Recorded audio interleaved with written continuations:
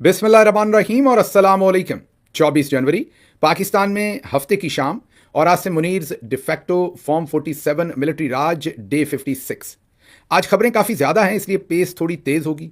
चलते हैं सीधे पहली खबर की तरफ और वो है इस्लामाबाद से। हादी अली चट्ठा और ईमान मजारी को 10-10 साल कैद की सज़ा सुना दी गई।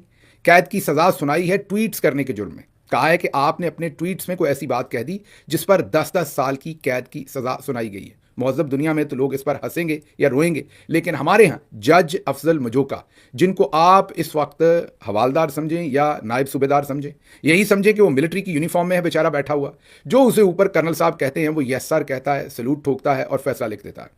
अकेले अफजल मजोका पर क्या एतराज़, अब तो ज़्यादातर जुडिशरी के यही अहवाल हैं। ऊपर आप जस्टिस याया अफरीदी को देख लें या लाहौर हाई कोर्ट के मामला देख लें। लाहौर हाई कोर्ट में आज ही जस्टिस अबर गुल ने सीसीडी के जो पुलिस मुकाबले हो रहे हैं, जिसमें कत्ल गारत कर रहे हैं, वो 2200 के करीब 2200 के करीब लोगों को कत्ल कर चुके हैं।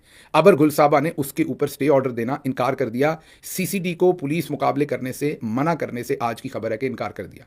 तो हर तरफ एक ही मामला चल रहा है, कोई कमी नहीं है कहीं पर भी। लेकिन अफजल मजोका साहब का तो अलग ही लेवल है। इस पर तजिया भी देते हैं क्योंकि बहुत सारी खबरें हैं, तेज़ी से हमें आगे भी चलना है। लेकिन पहले आपको बता दें कि सबसे पहले तो उन्हें गिरफ्तार कर लिया गया था। आपको हमने बताया भी था कि किस तरीके से 3 दिन तक गिलानी साहब के ऑफिस के अंदर 2 या 3 दिन उन्होंने पनाह लिए रखी। वो तमाम वीडियोस भी इन्होंने खुद से जाने दी, क्योंकि ये चाहते थे कि बोर्ड ऑफ पीस के ऊपर बात ना हो। जो कुछ गज़ा और उस सारे मामले के अंदर इन्होंने किया है उस पर बात ना हो, तो इन्होंने एक डाइवर्जन क्रिएट की। फिर पूरा दिन इस्लामाबाद के अंदर जैसे उन्हें गिरफ्तार किया गया वो भी आपके सामने रखा था। मैंने उसी टाइम आपको कहा था कि जज मजोका तो है ही उनके जज, उन्हीं की अदालत वो आ रहे थे तो आने देते, वहीं से गिरफ्तार हो जाते अदालत के अंदर। लेकिन नहीं, क्योंकि सीन क्रिएट करने थे, वीडियो फुटेज क्रिएट करनी थी। इसमें उन दोनों का कसूर नहीं है, ना ही ईमान मजारी का। उनके साथ तो जाहिर ज्यादती हो रही है, उनके लिए तो हम आवाज़ उठा रहे हैं। लेकिन आपको बता रहे हैं कि ये उनकी इस आप ये कहिए कि सज़ा को, इनके साथ जो ये जुल्म कर रहे हैं उस सबको ये अपने फ़ायदे के लिए पाकिस्तान के जनरल्स जो हैं वो इस्तेमाल कर रहे हैं। तो इसलिए ये सारा एक माहौल बनाया गया। हालांकि जज अफजल मजोका तो अब आपने देख ही लिया। हमने कल ही आपको बताया था कि इस जज बेचारे का क्या है, इसको कहते 2 घंटे की सज़ा दे दे, इसने 2 की देनी थी। 10 साल की सज़ा देने से पहले भी 4-5 दिन की सज़ा दे के जेल भेज सकते थे और फिर जेल से वीडियो लिंक पर सज़ा सुना सकते थे। अमूमी तौर पर वीडियो लिंक काम नहीं करता। जब जब इमरान खान के केसेस थे तो अडयाला से वीडियो लिंक काम ही नहीं करता था। आज 2 घंटे के अंदर अंदर या शायद 1.5 घंटे के अंदर अंदर वीडियो लिंक ने काम भी किया और इन्होंने उनका जो हक था, आखिर पर ट्रायल जैसे भी उन्होंने चलाया वो तो आपको पता ही है कि सारा 2 नंबर काम था। आजकल अदालतें 2 नंबर तरीके से चल रही हैं। आखिर पर उनका जो हक था अपना दिफा करने का वो भी ख़त्म कर दिया। ईमान मजारी ने बताया कि उनको पानी नहीं दिया जा रहा, खाना नहीं दिया जा रहा, और जाहिर है ये ज़्यादती है, इसको तशद्दुद के ज़ुमरे में ही आता है। तो जब आप खाना नहीं देंगे, पानी नहीं देंगे, तो उन्होंने जेल से बताया कि हम पर ये तशद्दुद हो रहा है कि हमें पानी और खाना नहीं दिया जा रहा, और उन्होंने अदालत का बाइकआउट किया। लेकिन अदालत ने तो आजकल आइन का बाइकआउट कर रखा है, तो ईमान मजारी साहबा के बाइकआउट से क्या फ़र्क पड़ता है। उन्होंने ठक करके 10-10 साल की सज़ा सुनाई।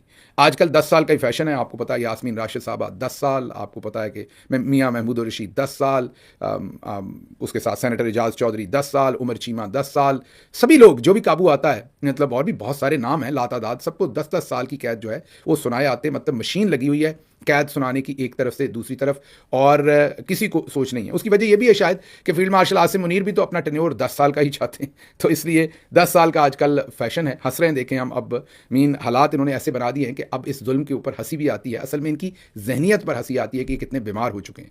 पर आज ये हुआ जी।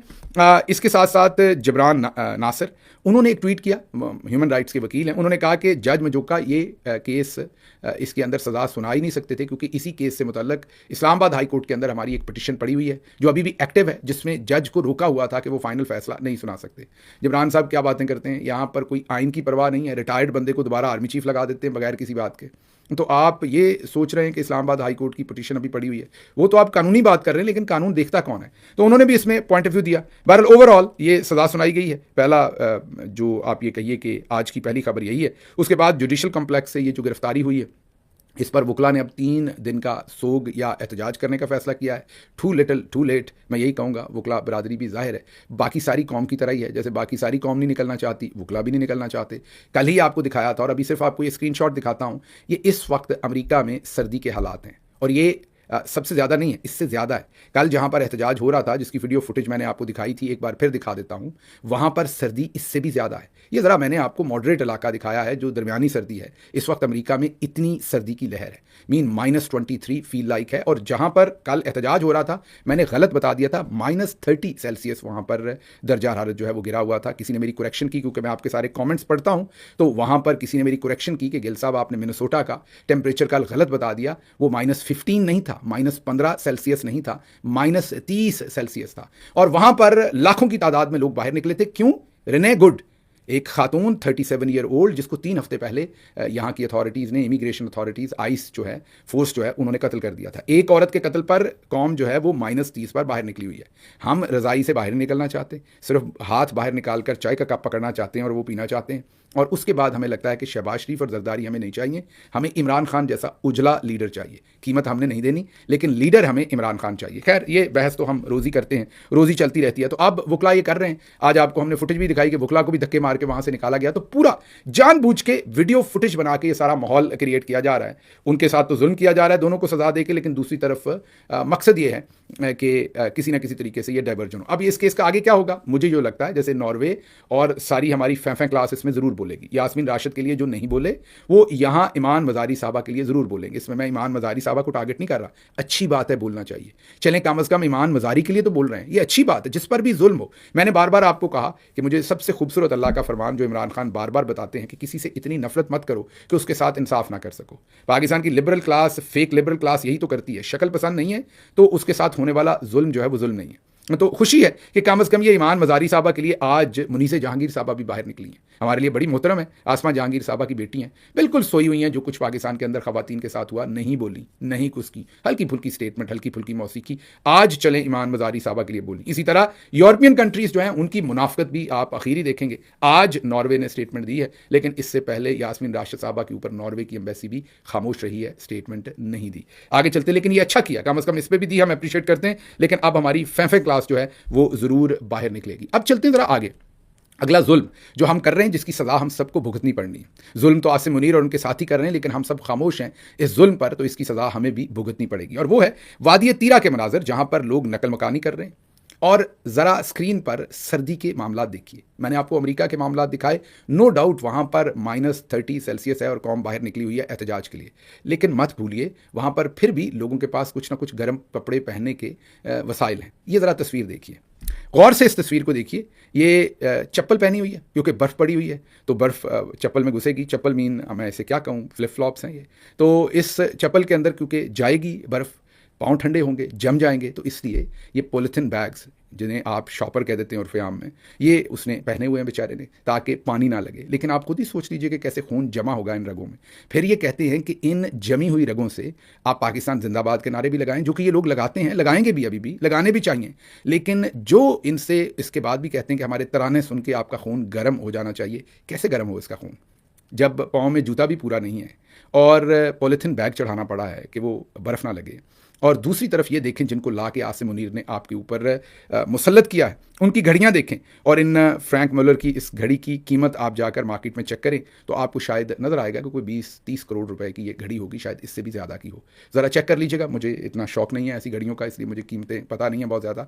और इनकी बहन जिस तरह की घड़ियाँ पहनती हैं, वो अलग बात है कि पूरे टब्बर को घड़ी पहनने का नहीं पता। ये एक अलग मौजू है, किसी दिन दोबारा बात करेंगे। अंदर से सीधे हैं, घड़ी महंगी ले लेते हैं, लेकिन पहनने का ना बाजी को पता है ना भाइयों को पता है, वो अलग बहस है, कभी करेंगे। लेकिन मुख्तसर ये है कि एक तरफ पाँव में जो है वो जूते नहीं हैं और उनको ज़बरदस्ती निकाला हुआ है आसिम मुनीर साहब ने। ये छोटे बच्चे देखें, इनका क्या कसूर है।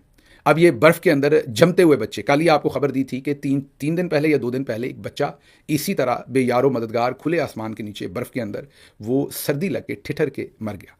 उसकी लाश जमी हुई थी सुबह। मैंने उसकी वीडियो देखी, आपको नहीं दिखा सकता माजरत, क्योंकि इतना मैंने वो जो जुल्म देखा वो मैं आपके सामने नहीं रख सकता। तो एक तरफ हमारे जनरल्स का ये फैसला है कि इन लोगों को बाहर निकालना है, इसी टाइम फौजी ऑपरेशन करना है। और दूसरी तरफ आपको बताया कि जो मुसल्लत किए हुए हैं, आगे चल के मैं उनकी बातचीत भी आपको बताता हूँ। आप सुनेंगे तो सर धुनेंगे कि किस तरीके से यहाँ पर ये सारा जो है वो जुल्म हो रहा है। इसी से रिलेटेड जहाँ मैं आपको ये बच्चों की वीडियोज़ भी दिखा रहा हूँ जिनको इस बर्फ़ के अंदर ज़बरदस्ती बाहर निकाला हुआ है, वहाँ पर वकार खान लिखते हैं कि तीरा में तारीख की सबसे बड़ी हिजरत हो रही है। फौज ने 30,000, फौज जब कहते हैं तो जाहिर है फौजी जनरल्स का फैसला है, 30,000 खानदानों तकरीबन 1,60,000 अफराद को जनवरी 2025 से पहले वहां से निकलने का हुक्म दिया। इससे पहले दूसरी बड़ी हिजरत 2013 में हुई, जब 11 ये 2025 कह दिया, जनवरी 25 है ये। इससे पहले दूसरी बड़ी हिजरत 2013 में हुई, जब 11,000 खानदान यानी 55,000 अफराद को वहां से निकलने पर मजबूर किया गया था। 2003 में भी लोगों को नकल मकानी पर मजबूर किया गया था, लेकिन वो बहुत छोटे पैमाने पर था। फौज अपने टाउट्स के जरिए मन घड़त झूठ फैला रही है कि तीरा में सर्दियों से पहले भी लोग खुद नकल मकानी करते हैं। कुछ खाना बदोश जिनकी तादाद 1 से 2,000 होगी, वो किसी भी दूसरी आबादी की तरह एक जगह से दूसरी जगह मुंतकिल होते हैं।